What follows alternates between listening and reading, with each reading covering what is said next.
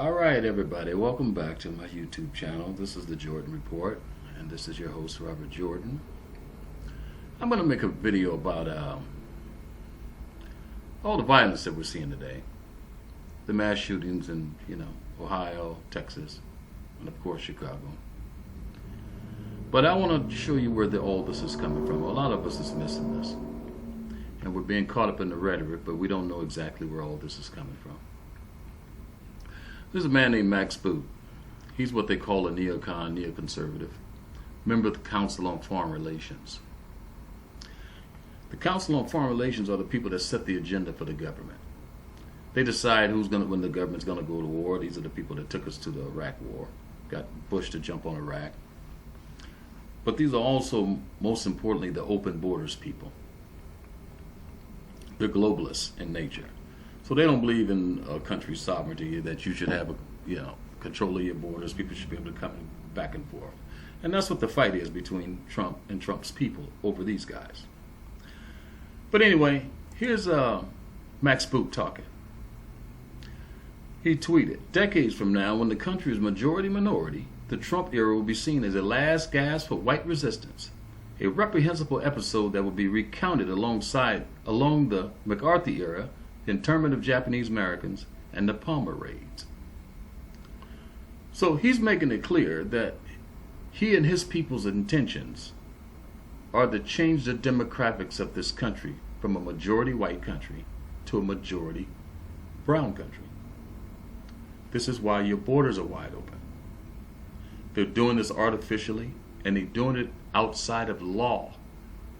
That's why they call it illegal alien, illegal immigration. It's all outside of law. They don't care. That's not how the neocons think. Here's another one of these neocons, Jennifer Rubin. Worked for Washington Post. She writes for Washington Post. "If we could keep the hard-working Latin American newcomers and deport the contemptible Republican cowards, that would truly enhance America's greatness." So this is what these people think. This is what they see when they see white Americans. White Americans are in their way. White Americans are resisting them because white Americans, of course, want to maintain control of their border, their culture, their heritage, their monuments, etc. But the next level down is the politicians. The next level down from the Council on Foreign Relations is the politicians. They're the ones who carry out the agenda of the Council on Foreign Relations. And so this is why the next clip I want to show you is Hillary speaking before the Council on Foreign Relations, showing how she receives her instructions. It's a very short clip. Very much, Richard, and I am delighted to be here in these new headquarters. I have been often to, the mothership in New York City, but it's good to have an outpost of the council right here down the street from the State Department. We get a lot of advice from the council, so this will mean I won't have as far to go to be told what we should be doing and how we should think about the future. Thank you very much. As you can see, she takes her instructions from the Council on Foreign Relations. She was Secretary of State at the time. She was Obama's Secretary of State. And she's saying, I go down the street and they tell me what I'm supposed to be doing. Okay? Now from there, what Hillary does is, or what the Democrats do is, they pass it along to the media. The media, they pass the agenda along to the media, and the media repeats the agenda over and over. This is why you're hearing all this anti-white, anti-Trump rhetoric coming from the media. Here's another one here. I'll show you another clip after this. But here's another one of these clips where they're calling Trump these vicious names, and Trump supporters. Congresswoman, and it's something he's now doing to Elijah Cummings, and it's not even subtle. And so I think it's really, it's surprising, I guess, that they feel comfortable just admitting that they believe that their voters are racists. Joe, let's, with you, take it one step further. You actually, and I'm going to read your tweet, anyone who supports a racist or a racist strategy is a racist themselves. 2020 is a moment, a reckoning for America. Vote for Donald Trump and you are a racist. Don't hide it like a coward. Wear that racist badge proudly and see how it feels. I'm going to read the sentence again. Vote for Donald Trump and you're a racist. Americans who vote for the president because, let's say, they are firmly pro-life, they are racist because they believe he's right on that issue, and whomever the eventual Democratic nominee is pro-choice, that pro-life voter is a racist because they vote for Donald Trump? I think so. I think racism only exists because it's supported. If people didn't support racism, you wouldn't have racists. And I think this election is different than 2016. We got lots of hints from Donald Trump in 2016 that he was a bigot. He attacked the Mexican judge, for example, saying that he couldn't be loyal to America because he had Mexican heritage, even though he was born, I think, in Indiana. But this time, as Kirsten was saying, they're making this an explicit strategy. They're saying, and it's a logical extension of his immigration strategy, they're saying they want to divide America into two groups, whites and non-whites. That's not true. The Democrats are the ones that's dividing the country into two groups, whites and non-whites, and they're saying that explicitly. I want to move on to the next clip, because this one here is really blatant and really nasty. This is Joy Reid, and she's a nasty woman.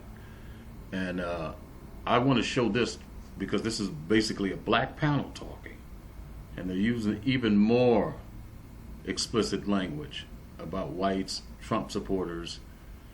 It's very insightful, and so I'm gonna show this clip for you. But this did not begin with Trump's presidency. This is the president the Republican Party created for the past few decades. But long before Trump came in office, you had white supremacists roaming the halls of Congress. This isn't even the first time a white supremacist has occupied the White House.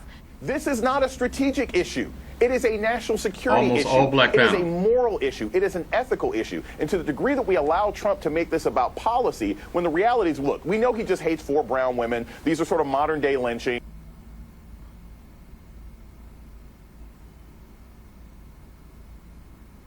These, Republicans would have been mad about these 4 women regardless of what they said and did. We have to understand that this is not strategic, it's moral, and it has to be looked at that way.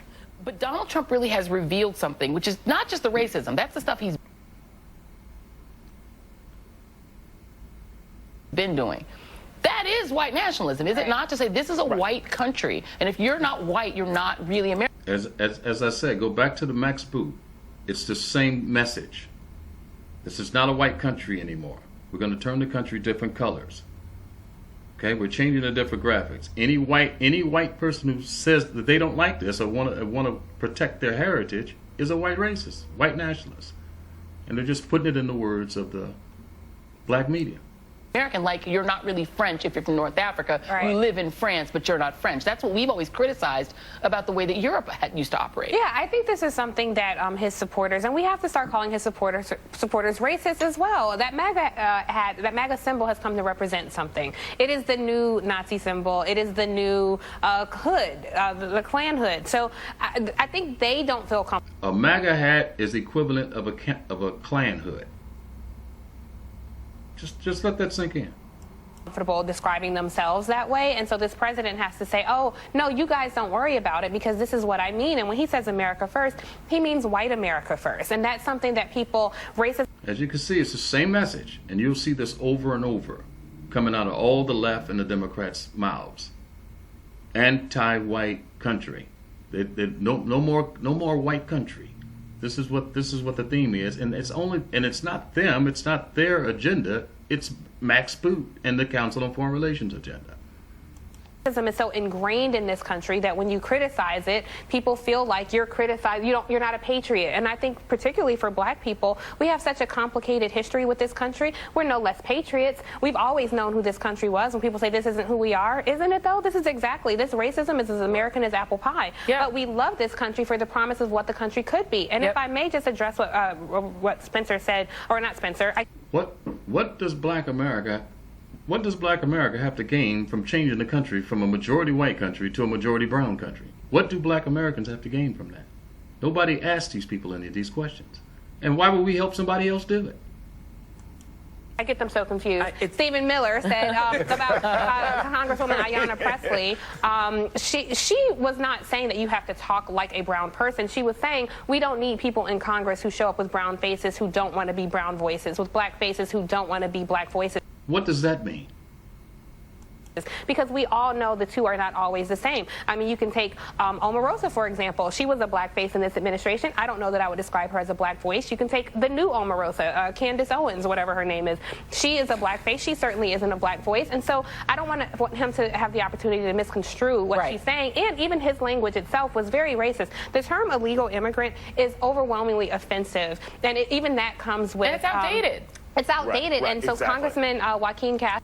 So here you go. These are black people talking about illegal immigration. What does illegal immigration have to do with black people on the black agenda?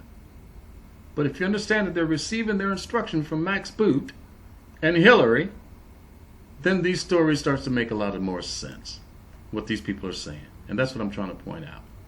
But anyway, let me move on because I want to show you how this hits ground level. This man says he was beaten in New York City for wearing a MAGA hat. This woman just got through telling us a MAGA hat is equivalent of wearing a Ku Klux Klan hood. You see what I'm saying? You can endanger people by using that type of rhetoric on the media. This was a bunch of kids, I'm sure they were black kids, who saw this guy wearing a MAGA hat, saw it as a Ku Klux Klan hood because this is what they're hearing, and beat this man to a pulp. This is a businessman. Let me see if I can get this thing to work. Let me hear what it says.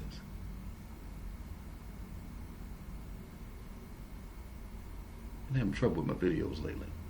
I was walking on Canal. It was some sort of event, and I got jumped for wearing this hat. And started cursing at me, saying Trump hat, blah blah blah. And basically, one kid took my head and bashed it against the scaffolding pole. It was 15 kids that jumped on him. 10 seconds. I jumped out, across the street, and called the cops. This is my situation right now. You see? That's what you can do when you're talking like that woman just got through talking. It's very dangerous. Now let me show you this last thing here and show you just how bad things can get. And it's getting quite scary. Man is caught on video firing shots at 4 people while yelling, I don't like white people in my hood." An 18-year-old Ohio man's in custody after he was caught on video shooting at cars and shouting racially charged remarks at people. Devontae Allen was identified in a July 25 incident which was caught on camera. Allen reportedly shot at passing cars while yelling, "I don't like white people in my hood."